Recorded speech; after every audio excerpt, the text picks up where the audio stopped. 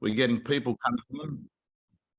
They love to hear what Jordan is saying. You know, he gives really great content for those of you that are joining in mid-sentence, letting you know that this is a webinar with Jordan Bain, who is he's a general manager and he's the owner of his own business that helps real estate agents get more listings and make more sales using social media. And he is now a regular on our real estate community. He is a regular for our real estate gym members. Your content is very well absorbed. It's relevant, it's practical. And the topic, and I know that you're going to really enjoy talking about this today because you just told me off air, this is one of your favorite subjects. Did you get kicked out of that? Is that an elbow from a girl or a guy? Explain that, Jordan. Yeah, good start, Tommy.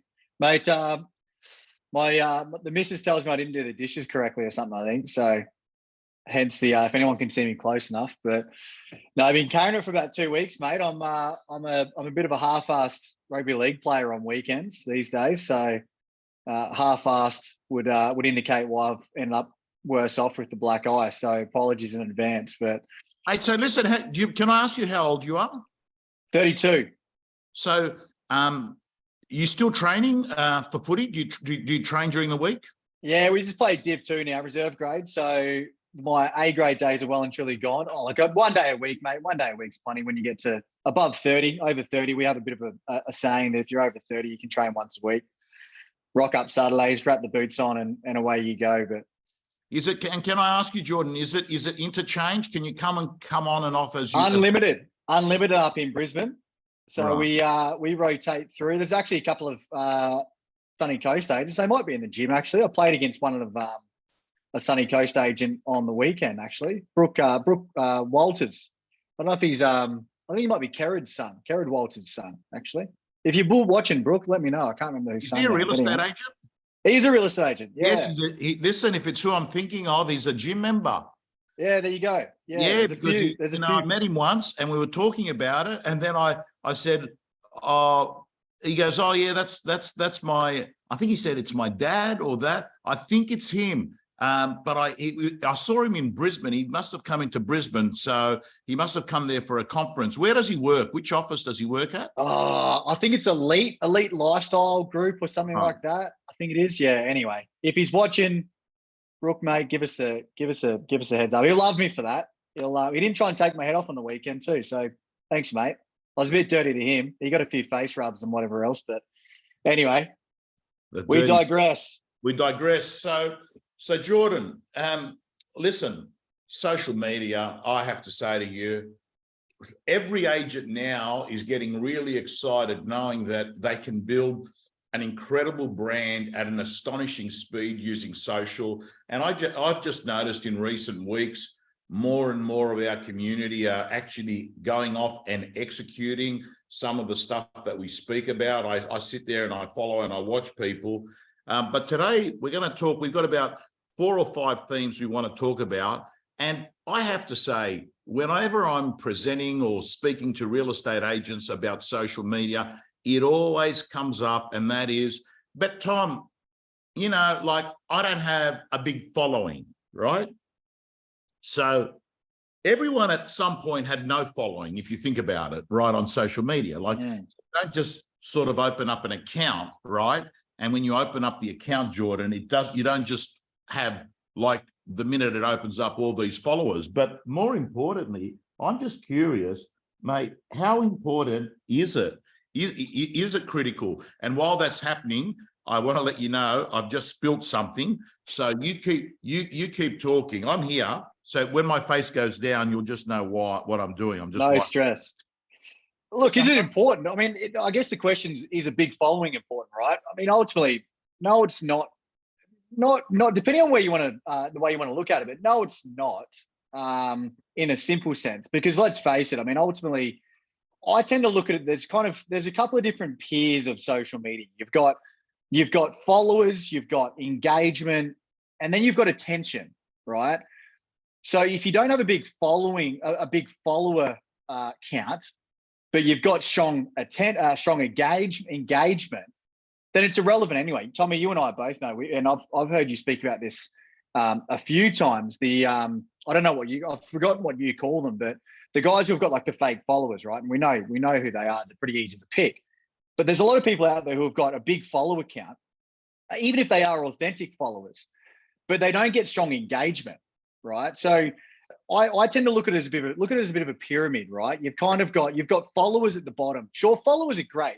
You don't want to be stuck with 5 or 10 followers. You want a few more than 10 followers. But regardless of the amount of followers you have, provided you're getting strong engagement, right? I tend to look at engagement as far more important than followers. Now, if you look at it, let's look at it as your everyday, look at influence accounts, for example, and people can go and have a look at their own engagement, for example, right? And old class engagement is like likes and comments and whatever else. But a good way to really track, if you're getting 5% engagement of your follower account, then I think you're doing pretty well. So even if you've got 5% off a big following, if you're looking at 5 or 10,000 or more followers, if you're getting 5%, then you're doing really, really well. So if you've only got what's engagement, how do you describe or define engagement? Well, most people are going to look at engagement as like a like or a comment or a read more, for example, right? So if you're getting, let's look at it as likes. Likes is a really easy way to look at it because we live in the world of Instagram, right?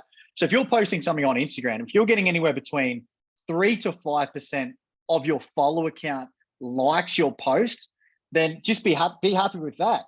Now, if you look at the accounts who have 10, 20, 30, 40, 100,000 followers, typically the higher up in follower count you're going to go, the less engagement you're going to get, because a lot of those people, minus yours, Tommy, because your engagement is just through the bloody roof. But you look at most influencers, let's call them influencers. A lot of those guys are probably only getting 1% engagement, right? Whereas if you look at someone who's only got, I follow a lot of real estate agents, particularly those who create really good content. And I follow guys who only have 3, 4, 500 followers, but they're getting somewhere like 10, 20% engagement on each of their posts. So if you've only got 3, 4, 500 followers, but you're getting really strong engagement, who gives a shit? Because ultimately the engagement is more important than followers. Rewind 5 years ago when we're all in the world of influencers and whatever else, followers were the currency, but followers isn't currency anymore. Attention's the currency. And if I was to go back to the pyramid, the way I look at it is like, I get far more attention. I've got far more attention. If you look at real estate as a whole, and this isn't me gloating or anything like that, but minus you, Tom, I track anyone who's got attention in the real estate industry. You're number one in the industry, and I'm not going to blow smoke up your ass, but you're number one in the industry in terms of attention and engagement. Number 2 is probably me. Like I've got probably 3,000 followers, next to nothing compared to some of the big guys in the industry. But I can tell you right now that I get a lot more attention and engagement on my content than what a lot of the 10, 20, 30, 40, 50,000 follower accounts do. So don't stress over followers. Who gives a shit about followers, right? Followers is great. It's like, when you think about it, Jordan, it's impact that you care about. And it doesn't matter whether that impact is coming with having 1 million followers or 10 followers. It's the impact that you make. Like, is the stuff that you're saying having an impact on people and getting their attention, looking at it? Because it's a hard competition, and people are scrolling. That thumb is scrolling at lightning speed when people are on the phone, to try and stop them and get them to look at your stuff, Absolutely. And let's face it, I mean, ultimately people don't want to be stuck following. People only ever need a real estate agent for 3 to 9 months, majority of the time, right? So you're not going to, it's really difficult to generate a following as a real estate agent, unless you're a Rubenstein or a Marty Fox, for example. But let's face it, majority of their following is other agents, it's colleagues. So I wouldn't be looking at Gav or Marty and going, I want a following like that, because it's an industry following, not so much a local network following. So I wouldn't worry too much about a follower count as a real estate agent, because it's very difficult. It's like, go and look at any politician, right? Every politician has a pretty shit following in comparison to their reach and their attention as well. So don't beat yourself up about following. So to answer your question very simply, no, a big following isn't important. I would class engagement more important than a following, But here's the kicker. I'd put attention above engagement, because attention is the new currency. Attention is the oxygen, right? So if you've got attention, then you can create whatever you want with that attention, right? Look at, again, I'll bring it back to my business. Again, I get some agents who look at me and go, oh, if you're so good at social media, why have you only got 3,000 followers? Well, I've got a shitload of attention, and followers aren't irrelevant to me. I've got attention, I've got engagement. That's all that matters to me. That's my currency. Followers aren't my currency, right? And I think there's two ways to build attention. Here's a good one for you. Two ways to build attention. I don't know who said this. It might have been like a Hormozy or something like that, but 2 ways to build attention. So I've got my dogs floating around. Apologies for anyone listening.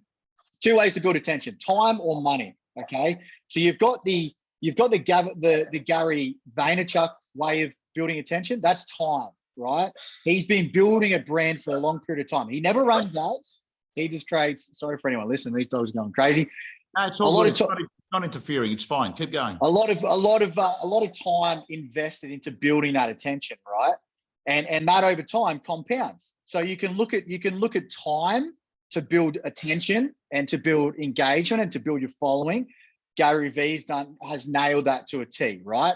The alternative to that is money, right? Now, I don't mean money by going and buying followers. No one wants to do that. And we know there's people out there who've done that. Don't do that, because it's a shortcut and you look like an idiot when you do it. But the other option is money. And in money means buying attention. Now, again, we've spoken about this in a number of webinars already, but by talking about buying attention, I'll refer to buying ads, buying media. So buying placements. Look at running ads on social media as like a billboard in and around your location.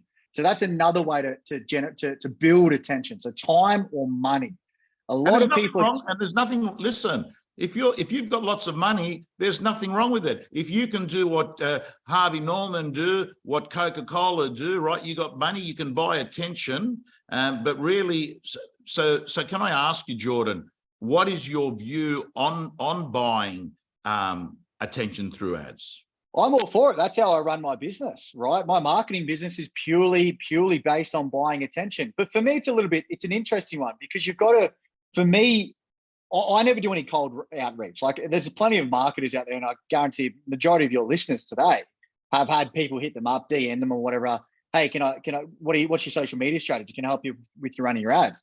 Now, a lot of the time, those marketers don't actually buy attention themselves. So they're all about helping agents run ads, but they don't actually run ads themselves, which is crazy. So I have to protect my brand around buying attention or buying media, because that's how I help agents run their ads, of course, as well. So I'm all for it, provided you do it correctly, right? Now, correctly is very vague, very, very gray. But if from a branding presence, it's the alternative to doing traditional marketing, right? I mean, ultimately, you can spend money on letterbox drop. And again, we've spoken about this 100 times before. I don't want to rag on letterbox drops. I'm all for it. My sales team still has letterbox drops, of course, as well. But it's an expensive way to generate attention. Online, it's a double whammy. Number one, you can probably get a follower from it. You get attention, number one. You might pick up a follower. And then number two, you get engagement, which is pixel data, right? And we're probably going too deep into building a following conversation, talking about pixel data, but very simple what pixel data is. It's your internal Facebook database, right? So if someone clicks on one of your ads, you've got their attention, you've got their engagement, and you can retarget those people consistently. Same way as anyone who's clicked on one of my ads in the past. That's why you keep seeing my face in your newsfeed every single day, because I've taken your engagement and I can recycle and regurgitate that engagement. So buying attention is not a bad thing, because you create a database around that attention. Now, listen, I know that people that are sitting on this on Facebook and on our Zoom invite are probably thinking to themselves, but let's assume they're saying, I feel better, right? I feel better with what Jordan has just said. And that is, as long as I'm in the attention economy competition, I'm going to keep going. But what if they're also saying, I want to be in the attention, I want to have a high engagement, but I'd rather have a high engagement on more followers? Are there any tips that you can give to increase followers? Absolutely. Yeah. Let's make this a bit more practical as well. So it's an interesting one. I tend to try and summarize it in probably 2 or 3 key ones. One thing, Tommy, that a lot of agents have stopped doing, which you and I would have seen a bunch of probably 3, 4, 5 years ago, have you seen agents doing giveaways anymore? Like, I don't know what, not many agents do them anymore. No, I used to see a guy in Perth. What's his name? He was spending. He must have been spending. The prizes were damn good.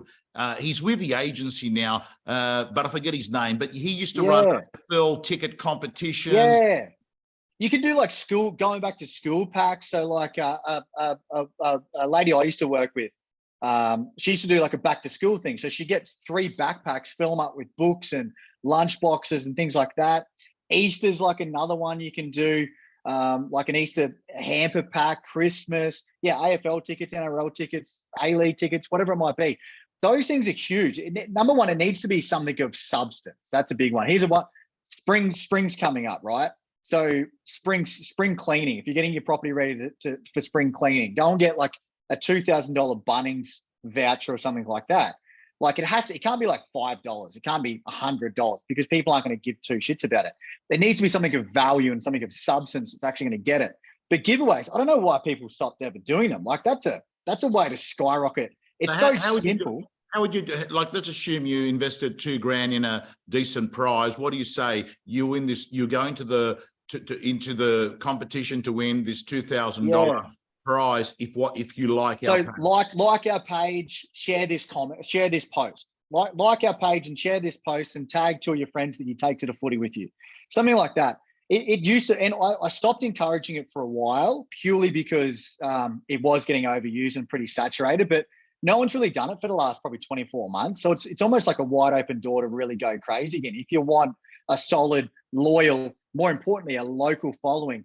Disclaimer you need to put in your giveaways though is, particularly if you're looking after a certain BDA, put a little disclaimer at the bottom. This only applies for people in the 2715 postcode or whatever it might be, right? So put a postcode to it or a geographical location. So you're only getting followers in your local submarket. Here's one for you.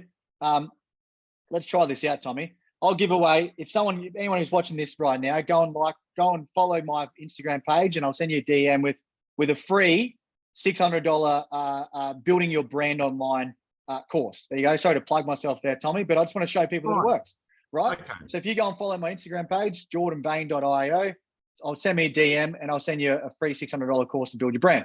I want to show people that it works because giveaways are great. Like we always do them in my real estate agency because they are powerful and they get a lot of local followers. Whereas things like Reels and things like that, they're powerful. Don't get me wrong. And they're getting a lot more exposure now. The issue, of course, with Reels is you could show up, if you're in Brisbane, you could show up in Perth or anywhere, right? It doesn't, you might get followers that aren't actually local, hyper local to your market. So one big one is giveaways.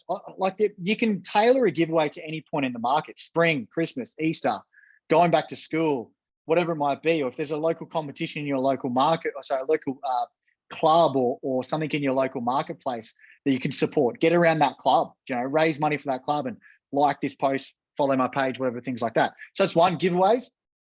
Second one that I'm talking a lot about, of course, is create value-tainment. Value-tainment. What value-tainment is, Tom, is information, education, and entertainment all in one. Information, education, and entertainment all in one. Value-tainment, okay? So we spoke about this last time we did the webinar about building a personal brand. I want to really drive home about finding your USP or finding your little sub-market inside your market, right? And then creating value-tainment around that sub-market, okay? So don't just create a video for the sake of creating a video. Don't just put out a post just for the sake of putting out a post. Create an agenda and almost create a bit of a content calendar around your little USP or your little sub-market that you're interested in. Make it informational, educational, and entertaining. Okay, so that's the second one, create value-tainment, because people want to follow people that they're going to get value from or entertainment from. If you look at any of my followers, I follow people who are industry leaders, regardless of the industry leaders, and people who make me laugh. That's what I follow. I don't follow anything. If I see someone who's just posting listing after listing, I'm not going to follow that because I'm sick of seeing listings in my newsfeed. But if someone makes me laugh or it's something that's industry leader or valuable to me, they don't even have to be industry leaders. They might only have a smaller following than me, but if they're giving lots of value.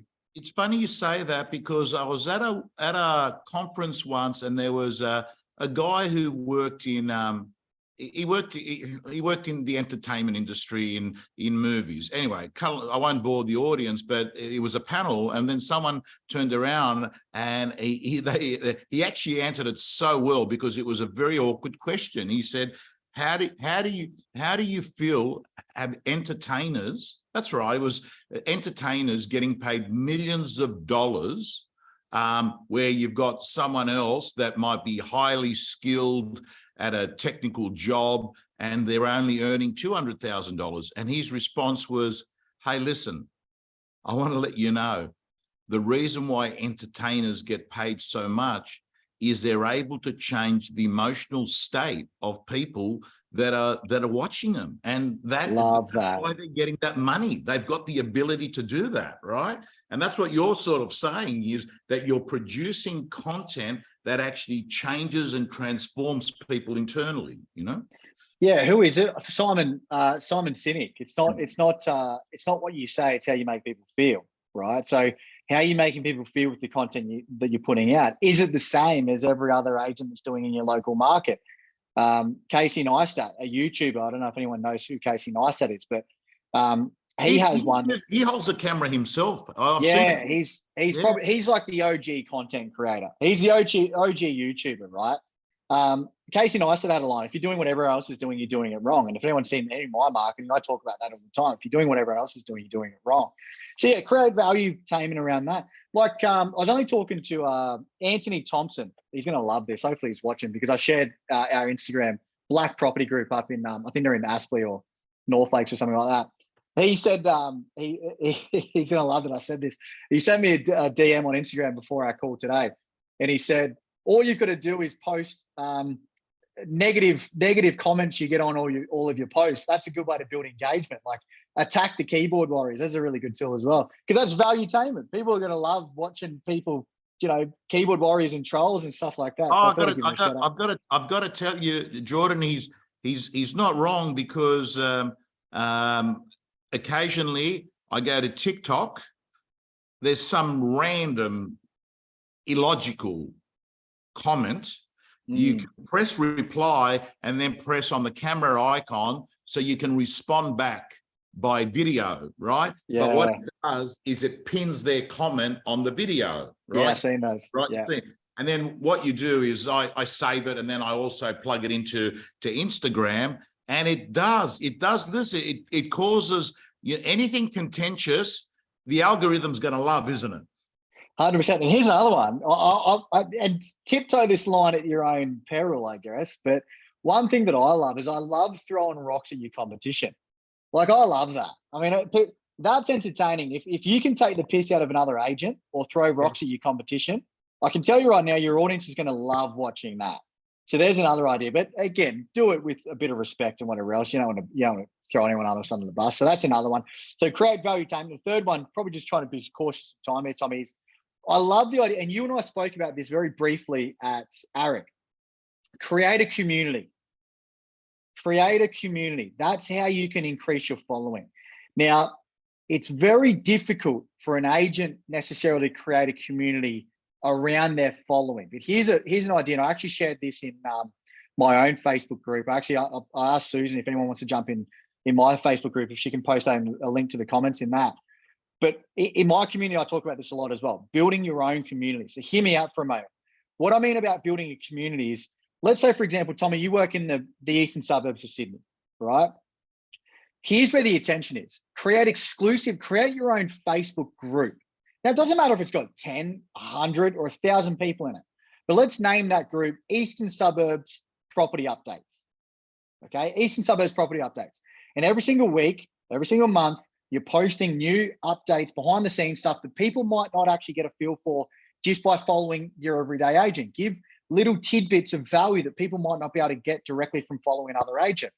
And don't try and sell yourself in that group. Just be very value driven. If you want to run ads or anything that you post on social media, at the bottom of it, just put a call to action back to that group, right? So here's my property update for today, blah, blah, blah. If you want more information or more in-depth knowledge about what's happening in the eastern suburbs, here's a link to our private group. There's a bunch of value in there. Again, the disclaimer here is you cannot sell yourself. Don't try and pick up listings out of the group. They'll come to you just by the amount of value that you drive in that group. So Jordan, do you think the group should have a geographic theme to it? Like, yeah, if you're in double 100%. It'd be more relevant to be doing eastern suburbs real estate or something. Yeah, exactly. Yeah. Make it suburb specific, postcode specific, or if you're a bit of a general specific area like the Hills District, whatever it might be, but make it very specific to your area and just spend a lot of time focusing on that group. Like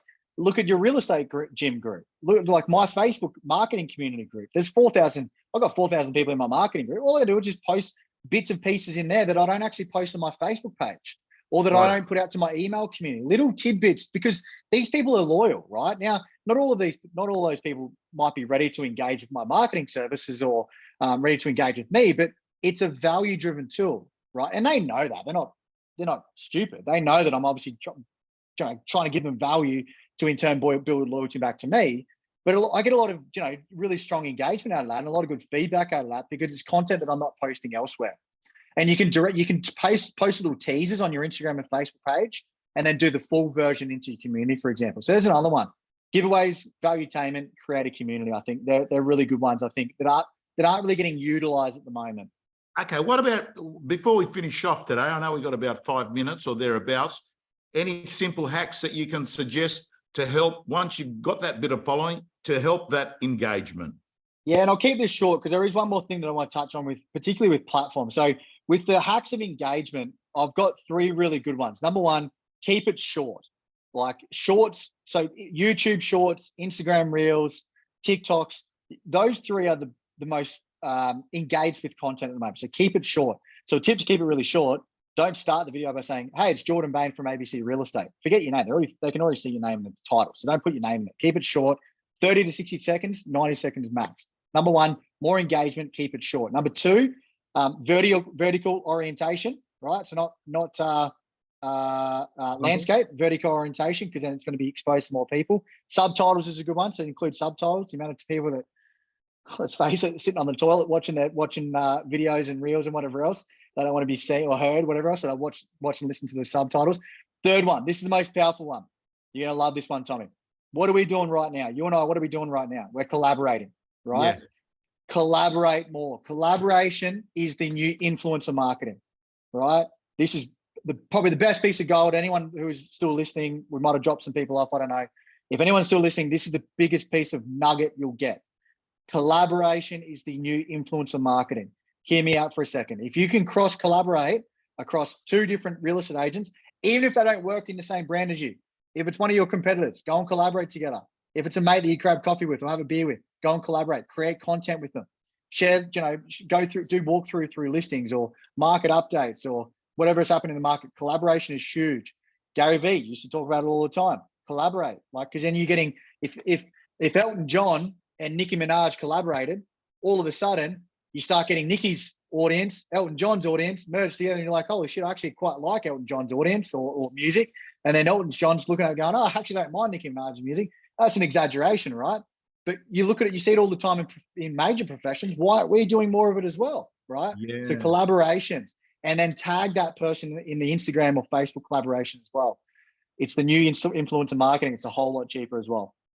Yeah, well, I've got to say, when I do a Insta Live and I bring someone in, I'll give you an example. Mark Burris I brought in 3 weeks ago on an Insta Live. Mate, I noticed as soon as, so he requested, so I did speak to him. I was in Bali and the rates had just been announced that had gone up by 0.25%. And he said, yeah, I want to do a live with you. So he went on and I accepted, right? He came on. And as soon as he came on, he must have had all his notifiers, his followers notified, because it went up from 200 views to 1,000. I was trying to concentrate. I'm staring at it, right? And then the same thing happened on Insta Live with Leonidas from Property Central. He said, mate, can you come on to this my Insta Live. He does a Insta Live on the market, and he goes, "Oh, mate, I had my best ever." He goes, "The only problem is they were all real estate agents. Obviously, they're all real estate agents. They weren't vendors in Penrith." But listen, you said you had something important to say about platforms. Platforms. Let's talk about platforms. I'll keep this short and sharp because I know we're probably at the time limit already. I get asked a lot, and you probably do, Tommy, as well, by members and guys that you coach, about more so about what are the best platforms to focus on. I think we spoke about this a couple of weeks ago as well. I think a lot of agents are getting paralyzed with so many different platforms to market themselves on. I tend to keep it, if you're very new to creating content, I tend to encourage agents to try and focus on two, right? So whatever that you're spending the most time on, whether it's Facebook and Instagram, or Instagram and TikTok, or TikTok and YouTube, regardless of what it is, just focus on two, whatever's most comfortable to you, and really nail down those two, and then start to cross collaborate across multiple platforms. However, I have really started looking at an alternative option. What I'm trying to starting to do in my business as well, Tom, is I'm starting to schedule a day in my week or a day in my month, which is just solely focused on content creation, right? So what I'm doing is, I've just got this written down so I don't screw it up. But basically what you want to try and do is if you want to try and focus on multiple different platforms, here's 4 steps to write down, or here's 4 steps to take note of. So create 1 hour or a couple of hours a week, whatever it might be, or a couple of hours a month as your content, schedule it into your calendar. So number 1, here's the first part to start with it. Create a script. So your first step is create a script. It could be 500 to 1,000 words long, regardless of whatever it might be, and record it. So that can be your video, right? So number 1, create a script and record a video for YouTube. So there's your YouTube platform content done. So make sure you create a script, because if you're just winging it, good luck. If you're new to creating content, you're screwed. So create a script, number 1, record a video. It can be iPhone, that's fine, okay? Push that onto YouTube, the full video, the raw version of it. Don't worry about getting it edited if you haven't got the money. Push that onto YouTube. So there's your YouTube content, because YouTube, I don't know if you realize, Tommy, YouTube's going off at the moment. Second thing, turn that video into a short blog. So summarize it into probably 100 to 200 words, okay? But post it to Facebook with a 2-minute video, okay? So summarize your 5-minute video into 1 to 2 minutes, okay? Because people don't watch videos on Facebook more than 2 minutes. So summarize it to 1 to 2 minutes and summarize your whole script into a summarized blog type. So there's your Facebook. So now we've got YouTube, we've got Facebook. The third one's going to be Threads. We're all familiar with Threads and Twitter now, right? Summarize that into a short thread, okay? And you don't have to do Threads or Twitter. People are looking at Threads and Twitter going, I don't know what to do there. You can skip this step. I'll leave it up to you. But if you want to do Threads or Twitter, summarize into a thread. So probably, 90 words. I think it is 90 words or less for Threads or Twitter. And then just do a thumbnail of your video. And then you can direct people back to your YouTube. So now you got Threads and Twitter. The fourth one, and hopefully people are keeping up. I hope I'm not talking too quick. The fourth one is Instagram. Summarize your entire script into 4 to 5 bullet points, okay, with a behind the scenes photo or a bloopers for Instagram. Okay, so there's 4. If you want to, my recommendation, try and focus on probably 2 platforms is my recommendation. The ones that you resonate with most and ones you spend the most time on. If you want to nail all 4, you need to schedule it in. Schedule some time into your calendar each week as a content day or a content couple of hours. Get a script, record the video, and then repurpose all of that content. Don't regurgitate it. Don't use the same content on YouTube as you do on Facebook and Instagram. You need to regurgitate and recycle it specific for that platform. Does that make sense? Yeah, that's gold. Yeah. That's great advice. That's very good advice. And I think it's important to know, and I fall into the habit sometimes. I think to myself, oh, that's the death of Facebook. It's not happening. But that's not necessarily the case, because even as I'm talking to you, I was thinking to myself, let's have a look. As you're talking, I'm flicking around on my phone, thinking about how to execute that. But as I was scrolling, mate, I got a post here. I posted 2 days ago on Facebook. So Facebook posts happen automatically through Insta with me because I've got that setting. I'm just having a look here. 1,000 likes, 656 comments, 540 shares. So I wouldn't underestimate. Facebook has still got a role, doesn't it? I mean, a lot of people are saying, "Oh, it's all Insta TikTok now." No, I look at Facebook. Facebook's got a real opportunity as like a blog platform now. I think. I think, and I just do. I was excited when Threads came along because I'm a real brain dumper, right? So I'll post something on my Facebook, just written ad copy, written word, not so much video or photos a lot of times. Sometimes it's just written content, and I'll judge the reactions to that, and then I'll create my brand strategy or my ad content around whatever. So it's a really good place to test content. It's a really good place to get engagement and really see what performs and what doesn't perform. So you can really use Facebook as like what we call a sandbox strategy. It's like just a testing opportunity. But I really think it's got some legs left. I think it's really more of a, as I said, more of a blog type platform. You're going to get more engagement. People are going to read a lot more of your content. And again, if it's longer form videos, then obviously it's more opportunity to get engagement there. So, but yeah, I think YouTube's another one. YouTube Shorts. I'm trying to get into YouTube Shorts as well myself, but it's such a tough one. It is difficult because if you try and spread yourself across so many platforms, you're paralyzed.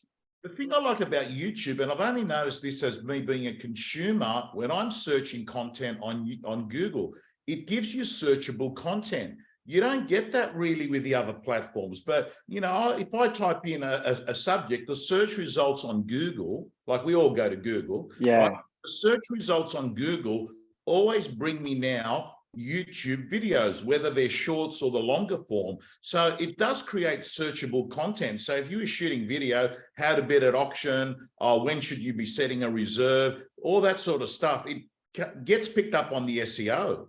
That's good. Yeah, and I'm glad you mentioned it because I did forget about that even in my own notes. Yeah, so YouTube is incredible for SEO. You're right. I mean, I tried to share one of your listeners hadn't caught our last webinar, and I thought rather than emailing Susan and asking for the link to the webinar, I just Googled Jordan Bain and Tom Panos, and the first video that came up was YouTube video. I'm like, oh yeah, great, copy paste, and it's one of my clients. So yeah, you're right. The SEO for YouTube is really powerful. Yeah, don't underestimate YouTube. I think YouTube is a bit of a sleeping dog at the moment. I think it's got some longer term legs than a lot of the other platforms. That's for sure. All right. So listen, there's a couple of questions. Just to just take 60 seconds. By the way, Scott, thank you for being kind enough. Paul Tonich is the name of the person I was thinking about that was running competitions in Perth, where I was sort of trying to get his name out of my tongue, but I couldn't come up. And then just one last question, or there's two. How do you find the balance of providing everything you have to offer versus enough to attract engagement, following an attention to you from others? What are the key metrics? Love this question. This is a great question. What you want to do is you want to give everything away. Give everything away. Give everything away. Every bit of knowledge that's in your head, give every single ounce of it away. Okay. Minus the how. So provide a shit ton of free content. Every little bit of knowledge that's in your head, give it away. Just don't tell people how to do it. Right. That's when they come to you, because they don't care about how to do it. They just care about the why to do it. Yeah. Right. So give it all away minus the how. So whoever I say, give it all away. I hate it. I hate it when you see something on social media, which they're basically, I mean, it's just got commission breath all over it. It's like it's not even about the how. The bottom line is they're giving you the bad stuff, and they're suggesting you'll only get the good stuff if you go through this paywall. Well, the way I see it, Jordan, is if I don't like the stuff I'm seeing already, mate, I've already made up my mind about it. So I'm not taking the next step. So in some ways, your best stuff should be the stuff that you're giving out for free, if you think about it. You know, the best word to use is in creating content, but, right? Okay. So what a lot of people do is they'll talk about a positive, and then I'll go, oh, but the negative could happen. Talk about the negative first. So if you don't sell at auction, blah, blah, blah, blah, and then throw the but in. But it's not a bad thing because this can happen, and then highlight the positive. Right. So Alex Hormozy talks about it. Everyone knows Eminem, right? Everyone's seen the movie 8 Mile. The reason Eminem was so successful because he bashed himself first. He beat himself up. He got all these negatives out there. He's white. He's blah, blah, blah. He's this. He's from a trailer park, blah, blah, blah. So he spoke about all of his negatives, right? And then, but then it gave nothing else for the person to go back on, right? So put all the negatives out there. You might not sell your home. The market is shit at the moment. Interest rates suck, whatever you want to talk about. But here's the opportunity. So negative, but opportunity, right? So negative first, positive second. Why? Because we just spoke about it. People love hearing the negative. People are addicted to that stuff. That's why they watch bloody Carl Stefanovic every morning, because they love hearing the negatives. And I think negative can give you credibility. I mean, because people, you do the opposite. I mean, the thing that bugs me the most, Jordan, is when you get agents that, are just looking, everything's great, it's all upbeat, and then they're sitting there hammering their vendors to take an offer saying, oh, well, we've had 12 rate rises, it's pretty tough out there, right? But listen, last question. It's my profile. It says it's my professional profile page. This is for a question from Brian. I don't want them to follow rather than like my page. Is it the same? He's saying, is it the same? Don't want to follow. Oh, okay. So we've actually had this question before. Might be the same person that's asking. You got your professional page where people like your page, and then you've got your personal profile where people add you as a friend. So you need a profile to be able to create a page. So if you've got a Facebook page, everyone's got a profile as well. I wouldn't be getting people to follow your profile. I'd be getting people to like your page. So don't add you as a friend. Get them to follow your page or like your page. So you don't want them to. I got the impression he's asking if it's my profile, if it's his business page, is there a difference whether they like or follow it or not? Oh, okay. If they like or follow it, no. I mean, ultimately, I don't know what my like to follower ratio is. No. So if they follow your page, this is a new thing, Tommy, that they brought out. Facebook brought out probably 2 years ago. So yeah, you can choose. I could choose to like. I could choose to follow Tom Panos, but not actually like Tom Panos. It's irrelevant. Yeah. So to answer Brian's question, thing, isn't it? It's pretty much the same. You're getting their attention. Yeah, correct. All righty, sir. I want to thank you so much. This is Jordan Bain. His details are there. His Facebook community is there. You know where to get onto him. His Instagram's offering he's given. Anyone that likes it will get what was it? Free branding course. Yeah, free branding course. So we normally sell it at $600. I'll give it to anyone. I just want to. It's more of a bit of a testing thing for me as well to see how we go with it. But giveaways are a good thing. So follow my Instagram page, jordanbain.io. I'll DM you with a link to sign up for free to our branding course. Thank you so much. My pleasure, my friend. Hooroo. See ya. Bye-bye.